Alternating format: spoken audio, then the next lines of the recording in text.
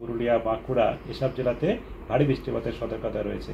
বাকি অন্যান্য সব জেলাতেই বজ্রপাত সহ বৃষ্টিপাতের হালকা থেকে মাঝারি বৃষ্টিপাতের পূর্বাভাস রয়েছে।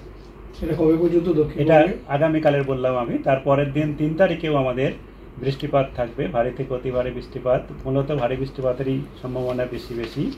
এখানে আমাদের পুরুলিয়া, পশ্চিম বর্ধমান, পূর্ব মেদিনীপুর, ঝাড়গ্রাম, পশ্চিম মেদিনীপুর, বাঁকুড়া, দক্ষিণ চব্বিশ পরগনা, বীরভূম, মুর্শিদাবাদ, পূর্ব বর্ধমান এসব জেলাতে ভারী বৃষ্টিপাতের সতর্কতা রয়েছে।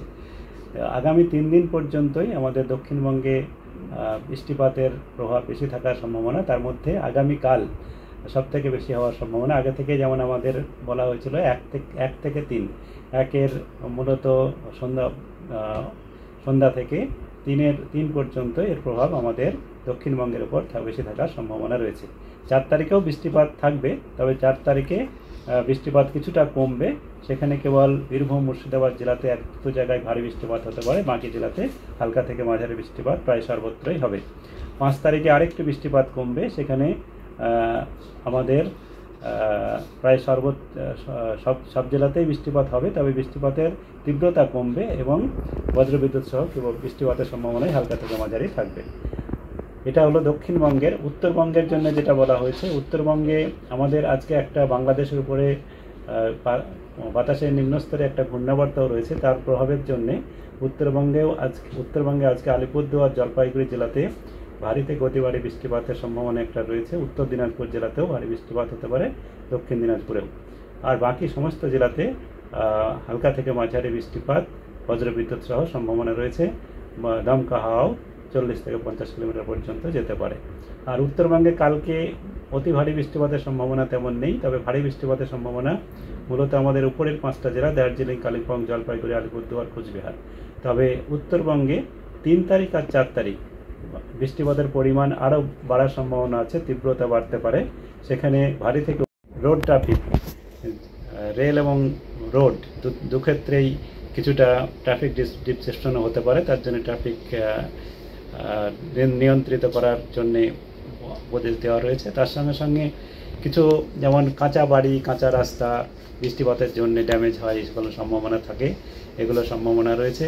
তাছাড়া উপকূলবর্তী অঞ্চলে ট্যুরিজম অ্যাক্টিভিটি এবং বিনোদনমূলক অ্যাক্টিভিটিগুলো নিয়ন্ত্রিত করার জন্যে বলা হয়েছে। এইগুলোই মোটামুটি বলা হয়েছে, আরও বিশদ আমাদের বুলেটিনে দেওয়া রয়েছে। Thank you sir. Jalpaiguri, Alipurduar, Cooch Behar, তার সঙ্গে নর্থ দিনাজপুর জেলাতে হওয়ার সম্ভাবনা রয়েছে।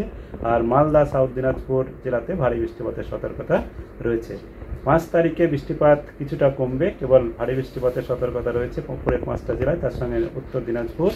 6 তারিখে আরও বৃষ্টিপাত কমে যাবে। তো উত্তরবঙ্গে আরও 1-2 দিন প্রভাব একটু দেরিতে শুরু হবে প্রভাবটা, তবে হালকা থেকে মাঝারি বৃষ্টিপাত বা 1-2 জায়গায় ভারী বৃষ্টিপাত। উত্তরবঙ্গেতে ভারী বৃষ্টিপাতের এমনিতে প্রবণতাই থাকে বেশি, তার জন্য আজকে থেকেই থাকবে। তবে উত্তরবঙ্গে বেশি প্রভাব থাকবে 3 আর 4 আর 2-এ ভারী বৃষ্টিপাতের থাকছে। তবে ভারী বৃষ্টিপাতের যেটা আমি বললাম যে আজকে থেকেই রয়েছে। কলকাতা তার পার্শ্ববর্তী অঞ্চলের জন্য যেটা আমাদের বলা হয়েছে, কলকাতাতে আজকে বেশ কয়েক পশলা হালকা থেকে মাঝারি বৃষ্টিপাত, বজ্রবিদ্যুৎ সহ মাঝে মধ্যে হওয়ার সম্ভাবনা থাকছে। কালকে বৃষ্টিপাতের তীব্রতা বাড়ার সম্ভাবনা রয়েছে। আগামীকাল কলকাতাতে কয়েক পশলা হালকা থেকে মাঝারি এবং 2-1 পশলা তীব্র বৃষ্টিপাত এবং 24 ঘন্টায় ভারী বৃষ্টিপাত পর্যন্ত যাওয়ার সম্ভাবনা রয়েছে কলকাতাতে। তো কলকাতাতে আমাদের আজকে থেকেই এবং 3 তারিখ পর্যন্তই বৃষ্টিপাতের বেশ কয়েক পশলা বৃষ্টিপাতের সম্ভাবনা থাকছে। 4 তারিখে বৃষ্টিপাতের পরিমাণ কমবে, তবে 1-2 পশলা, 4 এবং 5 1-2 পশলা বৃষ্টি বজ্রবিদ্যুৎ সহ হওয়ার সম্ভাবনা থাকছে।